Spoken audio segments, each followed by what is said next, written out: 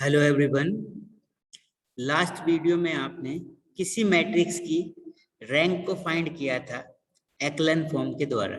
ठीक है, आज हम किसी मैट्रिक्स की रैंक को नॉर्मल फॉर्म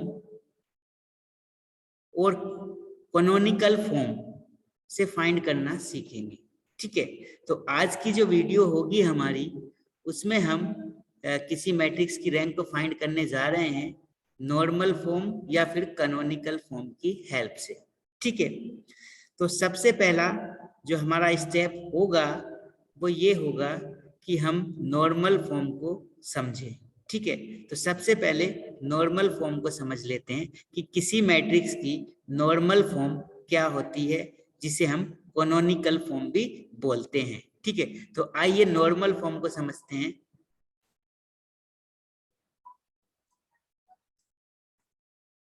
सबसे पहले नॉर्मल फॉर्म की बात कर लेते हैं। नॉर्मल फॉर्म और कैनोनिकल फॉर्म।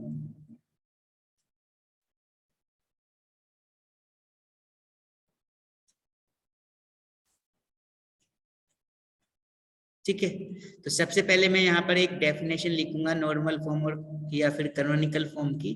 उसके बाद उस डेफिनेशन को हम समझेंगे। ठीक है, तो यहाँ पर हम डेफिनेशन लिख सकते हैं।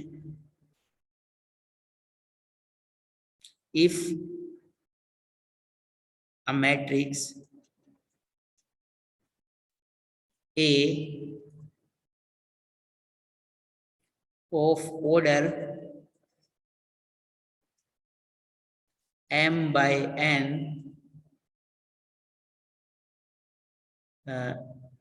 is reduced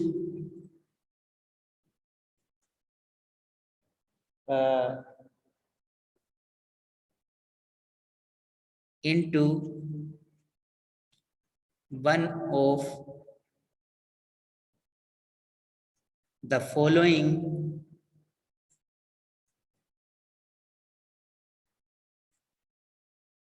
forms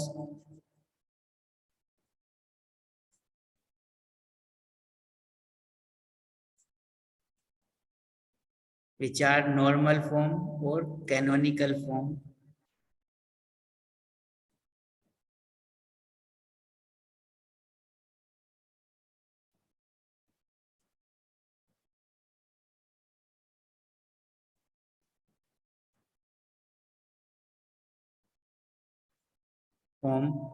uh, by using elementary transformation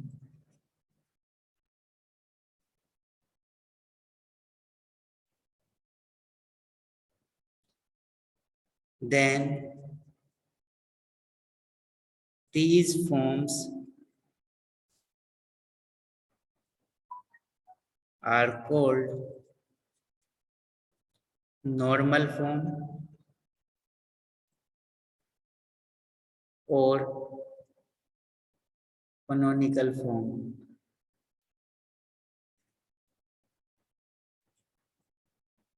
ठीक है, और वो फॉर्म्स क्या है यहाँ पर दे देते हैं।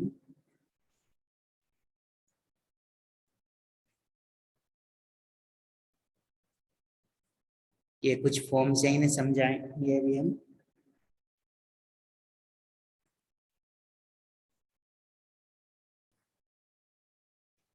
पहले लिख लेते हैं, उसके बाद समझेंगे इसे। एंड ये कुछ फॉर्म्स हैं, अब इन्हें समझते हैं। ठीक है, वेयर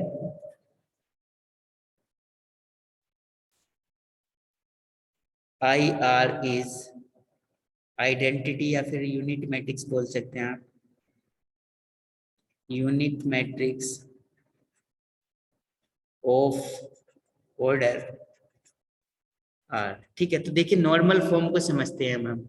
अब जैसे सपोज हमारे पास कोई मैट्रिक्स है ए, और ये इसका जो ऑर्डर है इस मैट्रिक्स का वो है आपका, ऐसे लिख लीजिए, ए मैट्रिक्स है आपका कोई ए आई जे, और इसका जो ऑर्डर है वो है m बाई n, यानी इसमें m रोज हैं और n कॉलम्स हैं। अब आपने इसमें एलिमेंट्री ट्रांसफॉर्मेशंस का यूज किया। दोनों तरह के एलिमेंट्री ट्रांसफॉर्मेशन यूज कर सकते हैं आप नॉर्मल फॉर्म के लिए, या फिर इसे कैनोनिकल फॉर्म बोलते हैं। तो रो एलिमेंट्री ट्रांसफॉर्मेशन का यूज भी कर सकते हैं और कॉलम एलिमेंट्री ट्रांसफॉर्मेशन का यूज भी कर सकते हैं, ठीक है, नॉर्मल फॉर्म के लिए। ठीक है, तो अब आपने इसे एलिमेंट्री ट्रांसफॉर्मेशन की हेल्प से इस मैट्रिक्स को या तो इस फॉर्म में कन्वर्ट कर लें, या इस फॉर्म में आ जाए ये, या फिर इस फॉर्म में या इस फॉर्म में। तो ये इनमें से किसी भी अगर एक फॉर्म में आ जाता है तो तब ये जो फॉर्म होती हैं आपकी, ये नॉर्मल फॉर्म बोली जाती हैं। अब इस फॉर्म को समझ लेते हैं। जैसे सबसे पहली फॉर्म है आपकी आई आर, तो यहाँ पर एक यूनिट मैट्रिक्स हो जाए, मतलब ये, तो देखिए हमने यहाँ पर यूनिट मैट्रिक्स बना दी, किस ऑर्डर की, थर्ड ऑर्डर की। तो ये क्या है I3, तो यानी यहाँ पर R के प्लेस पर क्या वैल्यू हो गई 3, ठीक है। तो या तो इस तरह की फॉर्म आ जाए आपकी नॉर्मल फॉर्म, सिंपल सी बात है कि डायगोनल से ऊपर के एलिमेंट्स भी 0 होने चाहिए और डायगोनल से नीचे के एलिमेंट्स भी 0 होने चाहिए, ठीक है। और डायगोनल पे इस फॉर्म में यहाँ पर 1 1 है, ठीक है। तो मैं कंबाइंड कर देता हूँ इसकी डेफिनेशन को यहाँ पर, कि नॉर्मल फॉर्म में क्या होगा कि डायगोनल के नीचे के जो एलिमेंट्स होंगे वो भी 0 होंगे, और डायगोनल से ऊपर के जो एलिमेंट्स होंगे वो भी 0 होंगे, और उसके बाद जो डायगोनल पर एलिमेंट होंगे या तो वो 1 होंगे या फिर 0 होंगे। कहने का मतलब डायगोनल पे जो एंट्री होगी आपकी वो या तो 0 की होगी या फिर 1 की होगी। तो यहाँ पर 1 की एंट्री हो रही है, तो ये नॉर्मल फॉर्म है आपकी, डायगोनल से नीचे के एलिमेंट्स भी 0, डायगोनल से ऊपर के एलिमेंट्स भी 0, और डायगोनल पे क्या है आपका 1 1 है। और किस फॉर्म में है ये, आई आर लिख सकते हैं इसे, मतलब I3 लिख सकते हैं। अब इस फॉर्म को समझते हैं, सेकंड फॉर्म को। अब देखिए यहाँ पर ये कुछ इस तरह से है, देखिए 1 0 0 0 0, सॉरी यहाँ पर कर लेते हैं हम 0 1 0, और ये 0 0 1, और हम एक यहाँ पर कॉलम और ऐड कर देते हैं 0। तो ये भी नॉर्मल फॉर्म है, क्योंकि अब अगर बात करें हम तो इसका डायगोनल देखेंगे तो फर्स्ट रो का फर्स्ट, सेकंड रो का सेकंड, थर्ड रो का थर्ड, तो ये डायगोनल हो गया। अब डायगोनल पे जो एलिमेंट है वो तो 1 है और बाकी सब जगह 0 है, तो ये आपकी नॉर्मल फॉर्म है, ठीक है। और इसे आप इस फॉर्म में भी लिख सकते हैं। कैसे लिख सकते हैं, देखिए ये जो मैट्रिक्स है आपका, ये तो आपका हो गया यूनिट मैट्रिक्स, किस ऑर्डर का यूनिट मैट्रिक्स हो गया है, 3 ऑर्डर, थर्ड ऑर्डर का, ठीक है। तो यहाँ पर आप लिख सकते हैं इसे I3, और ये जो कॉलम है आपका 0 वाला कॉलम, इसे आप कुछ ऐसे लिख सकते हैं, ठीक है। तो इस फॉर्म को आपने समझ लिया, ये भी क्या है, नॉर्मल फॉर्म है, ठीक है। अब इस फॉर्म को समझेंगे। इस फॉर्म में क्या होगा, जैसे यहाँ पर मैं R की वैल्यू जो है 3 ले रहा हूँ, आप 2 भी ले सकते हैं, ठीक है। अब यहाँ पर जैसे इस फॉर्म को समझ लेते हैं। अगर ये फॉर्म है आपकी,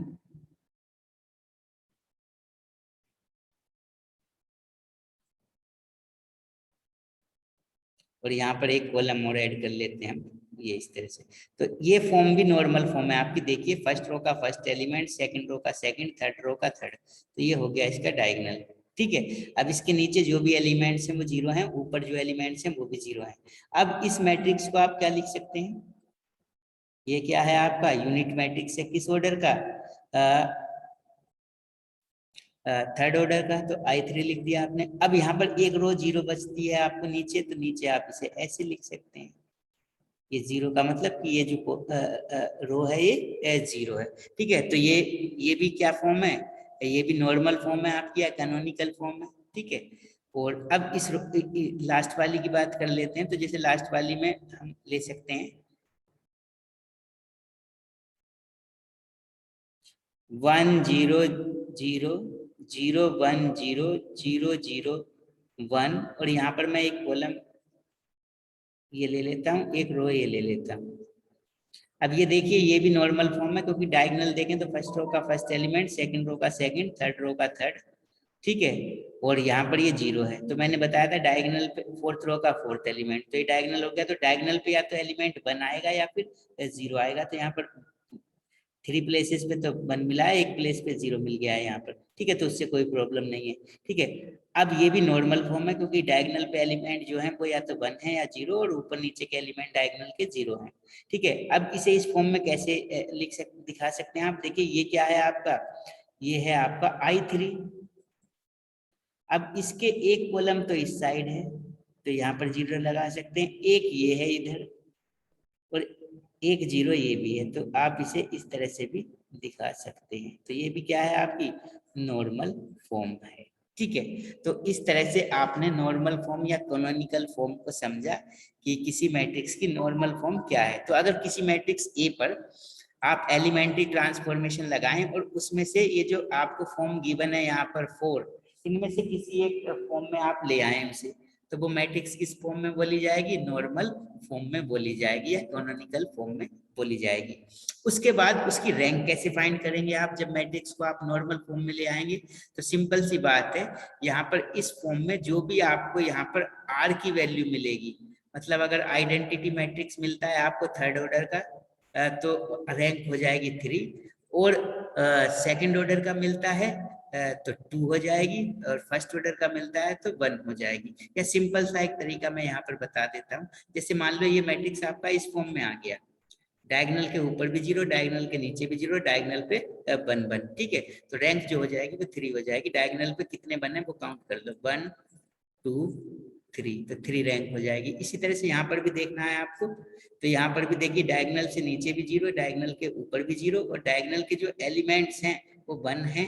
ठीक है, तो यहाँ पर भी देखिए 1 को काउंट कर लीजिए, 1 2 3, तो रैंक 3 हो जाएगी। यहाँ पर भी देख सकते हैं आप लास्ट में, डायगोनल के ऊपर के सारे एलिमेंट 0, नीचे के सारे एलिमेंट 0, डायगोनल पे या तो 1 बने या 0, तो कितने बने उन्हें काउंट कर लो, 1 2 3, तो ये रैंक हो जाएगी 3। ठीक है, तो इस तरह से आप रैंक फाइंड कर सकते हैं नॉर्मल फॉर्म से किसी मैट्रिक्स की। ठीक है, तो पहला स्टेप क्या होगा आपका कि जिस मैट्रिक्स की आपको रैंक फाइंड करनी है, उस मैट्रिक्स को आपको नॉर्मल फॉर्म में लेकर आना है। किसकी हेल्प से? एलिमेंट्री ट्रांसफॉर्मेशन की हेल्प से। और यहाँ पर आप दोनों तरह के ट्रांसफॉर्मेशन यूज कर सकते हैं, एलिमेंट्री रो ट्रांसफॉर्मेशन भी और एलिमेंट्री कॉलम ट्रांसफॉर्मेशन भी। ठीक है, तो चलिए अब एक प्रॉब्लम ले लेते हैं और उसमें हम नॉर्मल फॉर्म से मैट्रिक्स की रैंक को फाइंड करना सीखते हैं। ठीक है,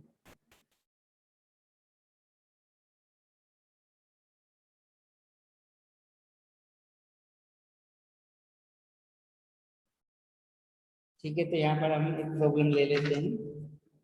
ठीक है, तो प्रॉब्लम है हमारे पास,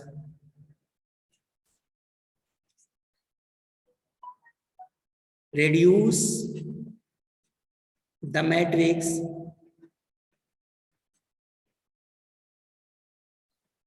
ये मैट्रिक्स आपको गिवन है 5 3 14 4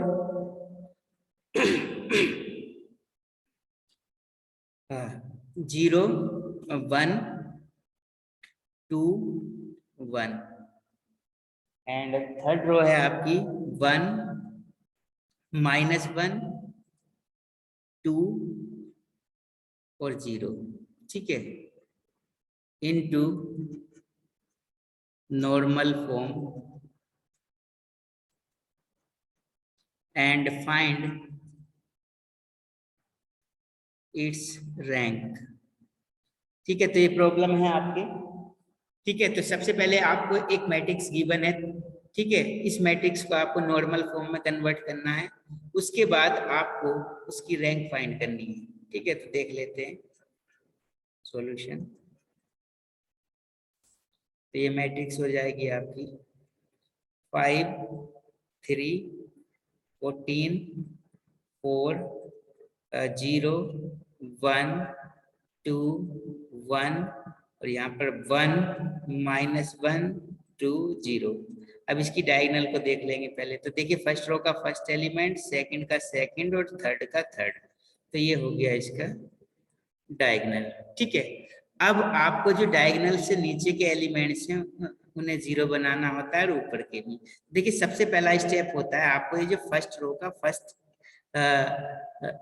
एलिमेंट होता है, इसे वन बना लेना, क्योंकि अगर ये वन हो गया तो इसके नीचे के एलिमेंट्स इजीली जीरो बना सकते हैं आप। तो वन इसे कैसे बना सकते हैं आप, 5 से डिवाइड करेंगे तो अपॉन में आ जाएगा। तो आप ये काम कर लीजिए, इस रो को और इस रो को इंटरचेंज कर दीजिए, यानी R1 और R3 को आप इंटरचेंज कर सकते हैं। ठीक है, तो R1 के प्लेस पर R3 हो जाएगा और R3 के प्लेस पर R1। ठीक है, तो R1 के प्लेस पर R3 कर देते हैं, तो 1 -1 2 0, R2 एज इट इज रहेगी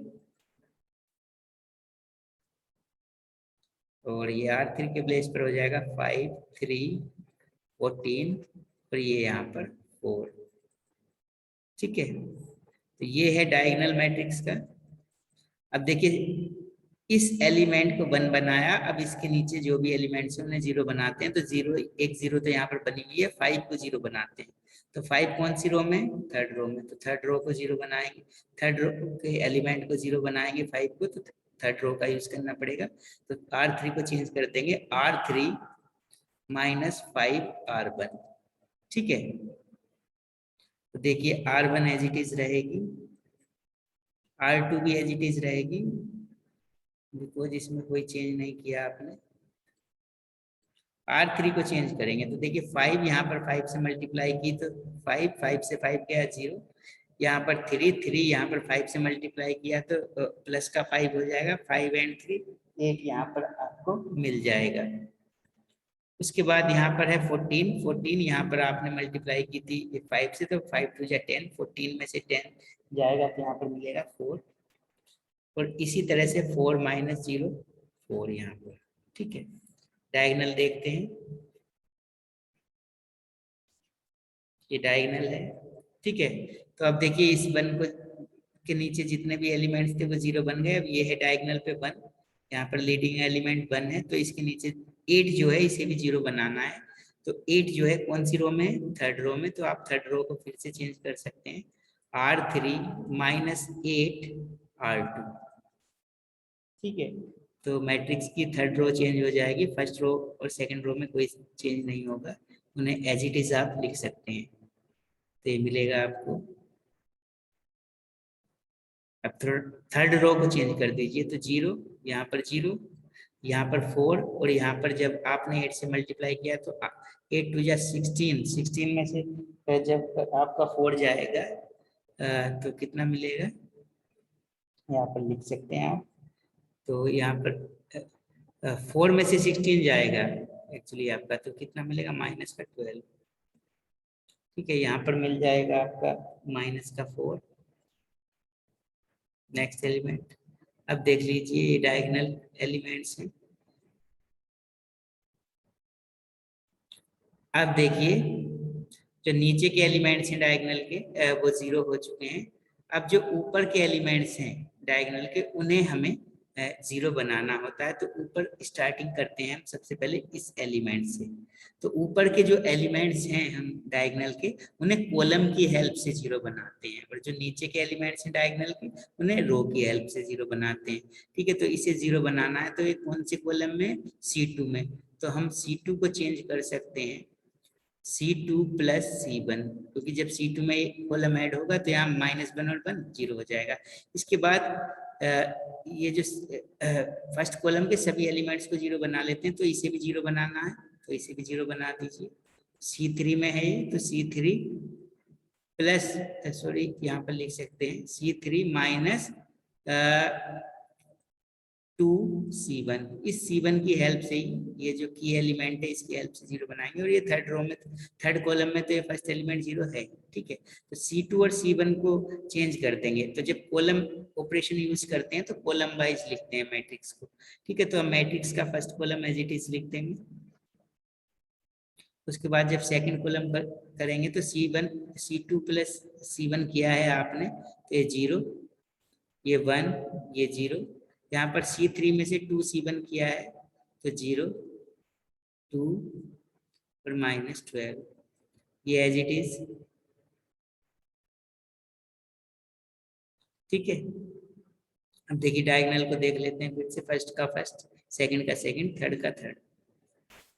ठीक है, तो नीचे तो 0 बन ही चुके थे। अब इस 2 को और इस 1 को 0 बनाना है आपको। तो कौन से कॉलम में है? ये कॉलम की हेल्प लेंगे ऊपर के एलिमेंट्स को 0 बनाने के लिए। C3 कॉलम में है, तो C3 को चेंज करेंगे आप C3 माइनस 2C2, और इस 1 को भी साथ के साथ 0 करेंगे तो C4 को चेंज कर देंगे आप C4 माइनस C2। ठीक है, तो अब कॉलम वाइज लिख लेंगे। तो फर्स्ट कॉलम में कोई चेंज नहीं है, एज इट इज। सेकंड में भी कोई चेंज नहीं है, एज इट इज। और यहाँ पर थर्ड कॉलम में चेंज है, देखिए 0 माइनस 0 0, और 2 यहाँ पर 2 से मल्टीप्लाई की तो 2, 2 से 2 गया 0, यहाँ पर -12। यहाँ पर फोर्थ कॉलम को देख लीजिए 0, यहाँ पर 0, और ये देखिए 1 यहाँ पर है आपका, और 1 में से बन जाएगा तो 0, और ये -4, -4 -0, तो -4। ठीक है, अब देख लेते हैं डायगोनल को। ये था फर्स्ट का फर्स्ट, सेकंड का सेकंड। ठीक है, तो देखिए डायगोनल के ऊपर के एलिमेंट्स 0, नीचे के एलिमेंट्स 0 हो चुके हैं, और ऊपर के भी एलिमेंट 0 हो चुके हैं। ये -4 0 नहीं हुआ है अभी, ये बच रहा है। ठीक है, तो इसे 0 बनाने के लिए पहले तो इस डायगोनल पे 1 बना लीजिए। तो इस डायगोनल पे 1 बनाने के लिए आप क्या करेंगे, या तो इस -12 को माइनस इस मतलब इसे आप 12 से डिवाइड कर दीजिए। तो इस रो को डिवाइड करेंगे, अगर आप रो का यूज करेंगे तो यहाँ पर अपॉन में आ जाएगा, तो आप कॉलम का यूज कर लीजिए। थर्ड कॉलम को डिवाइड कर दीजिए 12 से। ठीक है, तो आप यहाँ पर लिख सकते हैं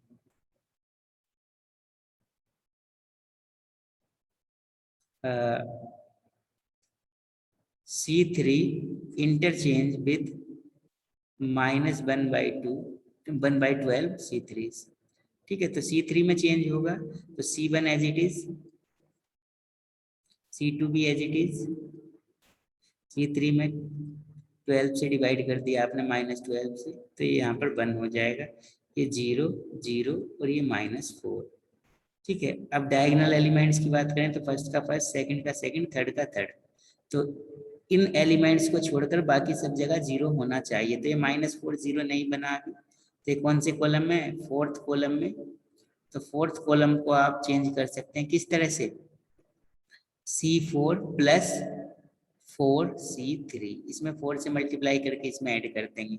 तो ठीक है, तो फर्स्ट कॉलम में कोई चेंज नहीं है, 1 0 0। सेकंड में भी कोई चेंज नहीं है, थर्ड में भी कोई चेंज नहीं है।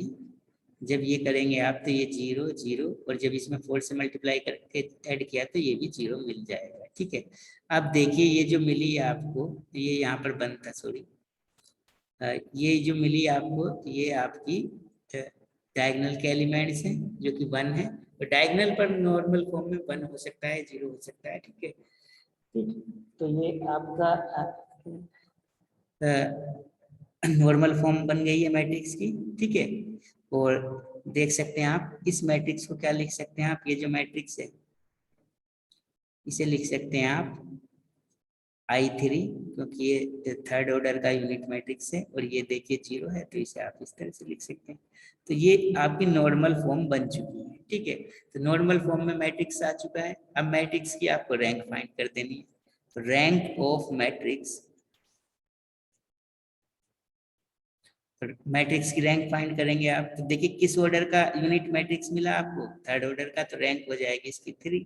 या सिंपल मैंने बताया था आपको, ये कितने 1 हैं उन्हें काउंट कर लीजिए, तो 1 2 3 3 1 है, तो रैंक हो जाएगी मैट्रिक्स की 3। तो ठीक है, तो इस तरह से आप किसी मैट्रिक्स को नॉर्मल फॉर्म में कन्वर्ट करके, नॉर्मल फॉर्म में रिड्यूस करके उसकी क्या फाइंड कर सकते हैं, रैंक फाइंड कर सकते हैं। ठीक है, तो ये तो नॉर्मल फॉर्म पे हमने एक प्रॉब्लम ली। अब एक प्रॉब्लम हम और लेंगे नॉर्मल फॉर्म पर ही, ठीक है, जिससे कि कंसेप्ट और अच्छी तरह से आपका क्लियर हो जाए। ठीक है, ठीक है, अब हम नॉर्मल फॉर्म पर ही एक और प्रॉब्लम ले लेते हैं। क्वेश्चन है हमारा, reduce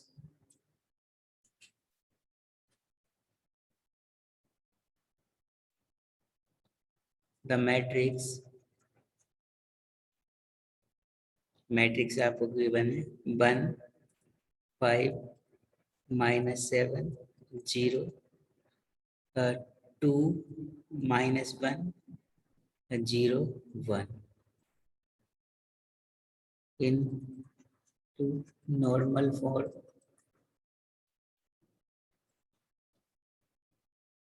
and find its rank। ठीक है, तो देखिए ये प्रॉब्लम है आपको गिवन, ये मैट्रिक्स गिवन है आपको।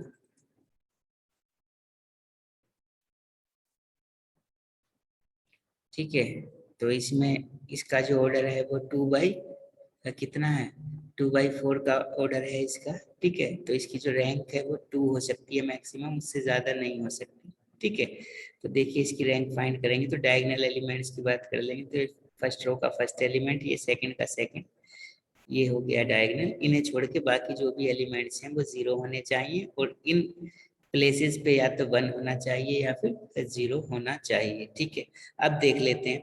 तो सबसे पहला वर्क होता है आपको इस, ये जो एलिमेंट है इसको 1 बनाने का, तो ये ऑलरेडी 1 है, गिवन है यहाँ पर।